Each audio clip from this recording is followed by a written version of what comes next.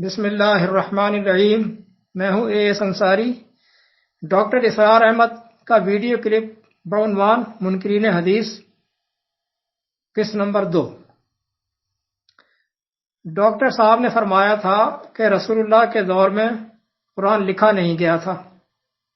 یہ ڈاکٹر صاحب کے قرآن سے ناواقفیت کی دلیل ہے۔ دیکھیں، کافر لوگ یہ اعتراض کیا کرتے تھے، وقالوا اساطیر الاولین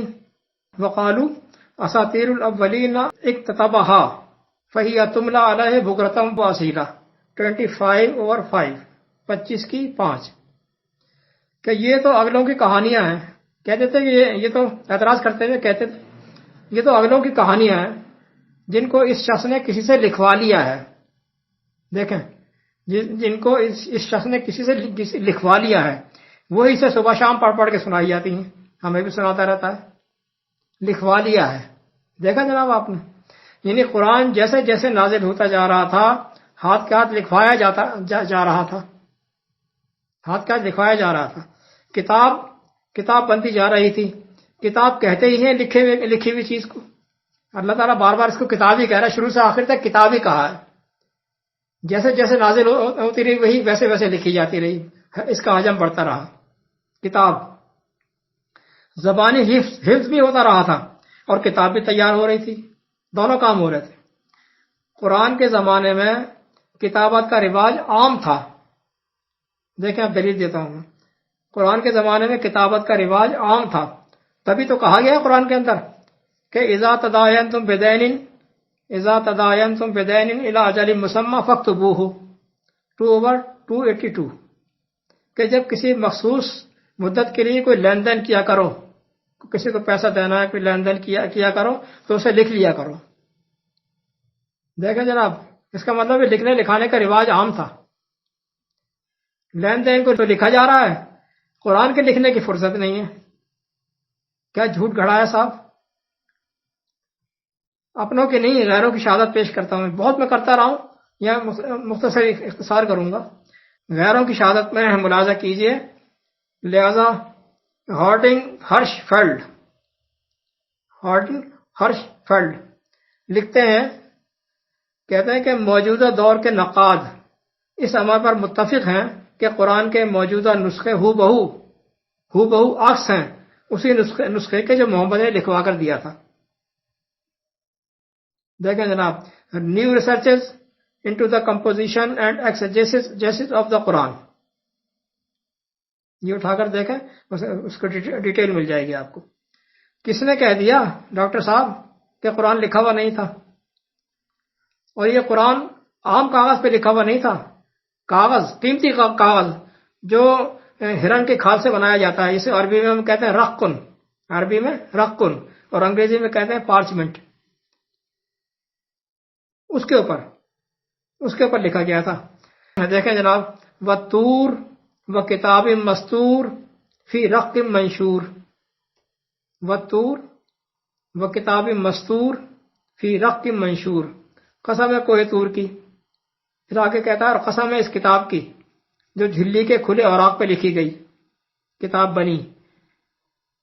اتنی واضح آیات کی موجودگی میں یہ کہنا کہ یہ لکھی نہیں گئی تھی، یہ لکھی نہیں گئی، ڈاکٹر صاحب کو یہی کا حوصلہ ہو سکتا ہے جناب۔ روایات نے آنکھوں پر پردہ ڈال رکھا ہے۔ اللہ نے کتاب نازل کی جو ہاتھ کے ہاتھ کتابی شکل میں لکھی جا رہی تھی، کتاب مکمل ہو گئی، دین مکمل ہو گیا۔ اس کے بعد دین میں کسی کمی بیشی کی ضرورت نہ تھی، دین خالص اللہ کا تھا۔ اس میں انسانی اقوال کا لینا دینا کیا ہے؟ نبی ہی کو مخاطب کر کے کہا جا رہا ہے، اس کتاب کا نزول اللہ زبردست حکمت والے کی طرف سے ہے، ہم نے یہ کتاب آپ پر حق کے ساتھ نازل کی ہے، پس تو اللہ کا بندہ بن کر دین کو خالص اللہ کا مان کر اطاعت کر، نبی سے کہا جا رہا ہے۔ پھر آگے، الا للہ الدین الخالص، خبردار دین خالص اللہ کا ہے۔ سورہ زمر کی آیت نمبر 1 2 3 کتنی سخت تنبیہ کی جا رہی ہے کہ دین کو خالص اللہ کا رکھنا ہے، اس میں کوئی آمیزش نہیں ہونی چاہیے۔ آپ نے اسی میں ہی رسول کے فرامین ڈال دیے، کیا ظلم کیا ہے جناب یہ؟ اگر رسول کے فرامین بھی دین کا حصہ تھے تو جس طرح قرآن اہتمام کے ساتھ لکھوا کر دیا گیا تھا، اسی طرح اخبار رسول بھی لکھ کر دیے جاتے. یہ 250 سال کے بعد ایرانی اماموں نے کیا الٹی گنگا بہائی ہے؟ الٹی قرآن ادھر سے لکھا ہوا چلا آ رہا ہے اور حدیث ادھر سے. 250 سال کے بعد الٹی چال چل رہی ہے. قرآن اپ روٹ پر چلا آ رہا ہے، اپ روٹ پر، حدیث ڈاؤن روٹ پر جا رہی ہے، الٹی. اللہ کے دین کا سسٹم یہ ہے کہ قرآن ہر دور میں آئین کی حیثیت رکھے گا. اس کے نافذ کرنے کی ذمہ داری رسول کی اطاعت دین اسلام کے نفاذ میں ہوگی، ایڈمنسٹریشن میں ہوگی. اور ہر دور میں وقت کا رسول، حاضر سروس رسول اپنے دور کے تقاضوں کے مطابق مجلس شورا کے ذریعے ذیلی قوانین بنائے گا.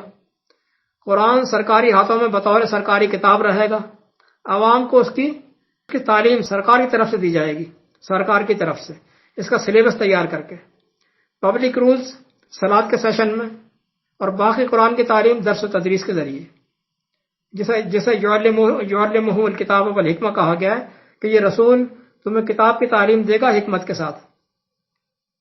یوں نہ کوئی مکتب فکر بنے گا، نہ انفرادی بولیاں، نہ کوئی پارٹیاں، ہر فرد مفسر بنا بیٹھا ہے، وہ کھیل رہا ہے قرآن کے ساتھ.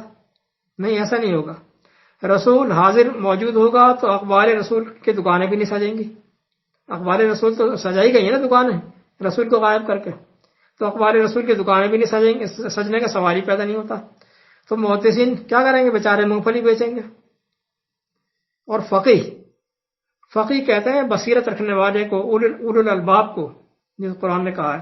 اس قسم کے لوگ رسول اپنی مجلس شورا میں رکھے گا ذیلی قوانین، بائی لاز مرتب کرنے کے لیے. لیکن وہ فقہا اپنا اسکول آف تھاٹ نہیں بنائیں گے کہ ایک شافعی نے بنا لیا، ایک مالکی نے بنا لیا، ایک فلاں نے بنا لیا. نہیں، وہ فقہا اپنا اسکول آف تھاٹ نہیں بنائیں گے. تو سرکاری افسر ہوں گے. وہ کسی متفقہ نتیجے پر پہنچ کر اس بل کو سبمٹ کریں گے رسول کے پاس. پھر رسول اسے فائنلائز کرے گا، رسول اس کو فائنلائز کر کے اسے پھر نافذ کرے گا. رسول سے کہا جا رہا ہے کہ شاورہم فی الامر، الامر یعنی بائی لاز مرتب کرنے کے لیے تو شورا قائم کر، مجلس شورا بٹھا. فَإِذَا عَزَمْتَ فَتَوَكَّلْ عَلَى اللَّهِ، پھر جب تو کسی فائنل نتیجے پر پہنچ جائے تو پھر اللہ پر بھروسہ کر کے اسے نافذ کر دے. نافذ کرنے کا اختیار رسول کے پاس.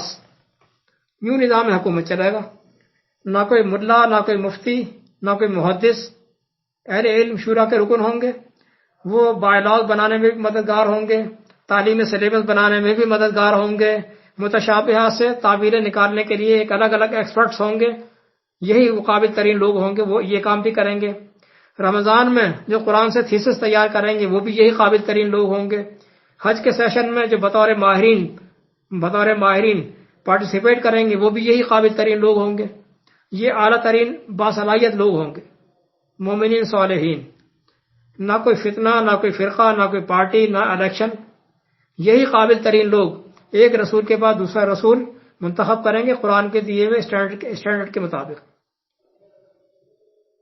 کون سے محدث، کون سی قربانیاں؟ یہ جھوٹا ڈرامہ رچایا گیا ہے، فن اجرا تعدیل کا مکاری کا جال بچھایا گیا ہے. پاگل بناتے ہیں لوگوں کو. سب فراڈ. دین اسلام کا سسٹم ہی بڑا سادہ سا ہے جناب. والسلام.